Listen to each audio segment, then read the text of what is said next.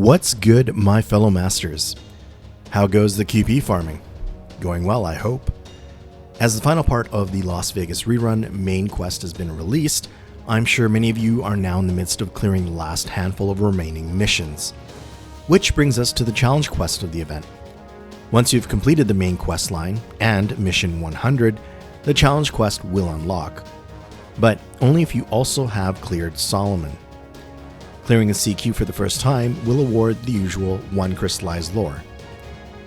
If this is your first time tackling the Las Vegas CQ, here's an overview of what to expect. I'm sure that those that played through last year have an idea of what's in store, but perhaps this could be a refresher. This challenge quest battle will be against Fuma Kotaro, under the guise of the Rebellious Ninja Boy. Kotaro is chaotic evil aligned and possesses the man attribute. He has the traits humanoid, male, servant, Spiritron dress user, and weak to Enema Elish.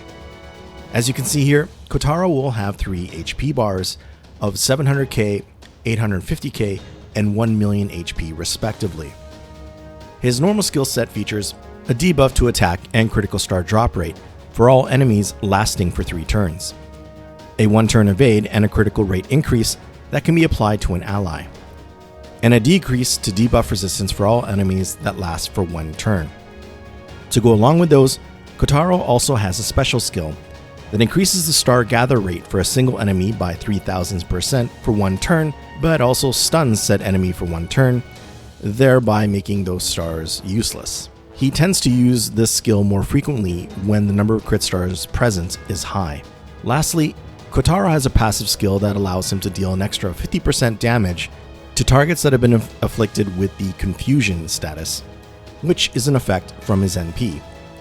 And speaking about his NP, it deals damage to all enemies that also inflicts the aforementioned Confusion status, and targets under the Confusion status have a chance for their skills to be sealed every turn for 5 turns. Now, as if Kotaro didn't already have an arsenal of debuffs, at the start of the battle, he will debuff your front line with a randomly selected seal to either arts, quick, or buster cards, plus a skill or NP seal on top of that, each lasting for 3 turns. Fortunately, these debuffs are removable. Upon breaking Kotaro's first HP bar, he will summon a clone of himself with 238,000 HP.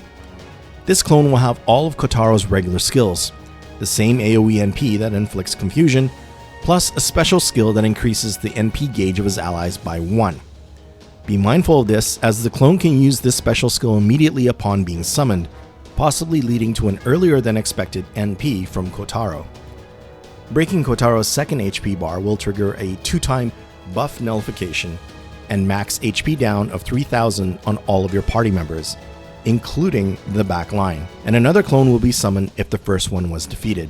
Note that when Kotaro finally goes down, the clone will disappear, so it's not completely necessary to engage the clone in order to clear the CQ. Last year, I found the CQ to be one of the more annoying ones I've ever encountered, and it was mainly attributed to the myriad of debuffs that Kotaro throws at your party, especially that Confusion status effect from his NP. I recall that skill seal activating at the most inconvenient of times. So first off, having the event damage CE Midsummer Memories equipped on your main attacker, preferably max limit broken, will help to offset Kotaro's large HP pool. As for our main attacker, it would be ideal to use a single target caster to have the benefit of full class advantage over Kotaro. Unfortunately, there are no single target casters among the servants with an event damage bonus, but among the relatively short list of ST casters, there are 3 that stand out due to each having large NP batteries and some sort of debuff countermeasure. The 5-star Xuanzang, who notably has the ability to grant the party debuff immunity for 1 turn. The 4-star Castor Volcianus, who has an ability to remove debuffs from the party. And the generally accessible 3-star Medea, who can remove the debuff of an ally. Xuanzang would be a good option based on the strength of her MP, compared to Castor Volcianus and Medea. Teamed up with the usual supports like Waver or Merlin, Xuanzang should be able to clear this CQ. But to make it a bit easier, including Medea or Caster Volkianus as secondary attackers would certainly work. Either one can assist with removing debuffs, while Xuanzang's party-wide debuff immunity could be saved for the gimmick when Kotaro's second HP bar is broken. Of course, the other single-target casters can certainly work if they're what you have in your roster. Notably, Ilya has a targetable skill that can provide a one-time debuff immunity, but it's chance-based unfortunately. The Welfare caster Shuten has an ignore evasion effect on her NP, which can come in handy dealing with Kotaro's evade skill, which can appear rather frequently since his clone can also cast it on him. Other options of servants with the ability to remove debuffs are Rider Martha, who can do it for the entire party, Caster Asclepius, who can increase one ally's debuff resistance and also cleanse the party of debuffs as well. Ruler Jean has a party-wide debuff removal effect on her MP, as does Nightingale.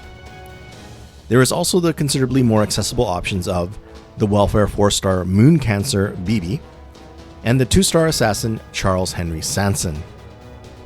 If you have the 5-star Craft Essence Vessel of the Saint, this could be equipped on certain supports to protect them from Kotaro's skill and NP seal debuffs, which can be rather inconvenient if it happens just before he fires off his NP.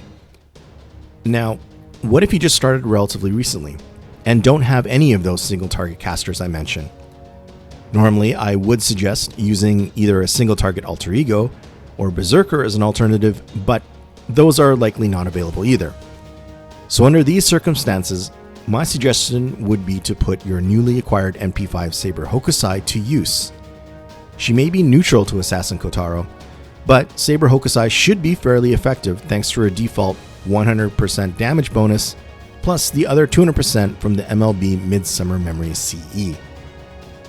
As for who to team her up with, choosing the caster's Waver, or Tamama no Mae, from the friend support would be oriented towards supporting Hokusai's offense. Alternatively, choosing Merlin or Ruler Jean from your friend's support, and then adding in Mash, would give you more survivability and defense. In Ruler Jean's use case, you have a way to remove the constant debuffs from Kotaro through her MP. A note regarding using Merlin, it is possible to essentially have him solo the CQ. He has full class advantage with an extra 50% event damage bonus, an NP that can sustain himself in both HP and NP regen, and a one-turn invincibility to survive Kotaro's MP. Of course, if Merlin doesn't have an event damage CE equipped, it will be quite a long battle.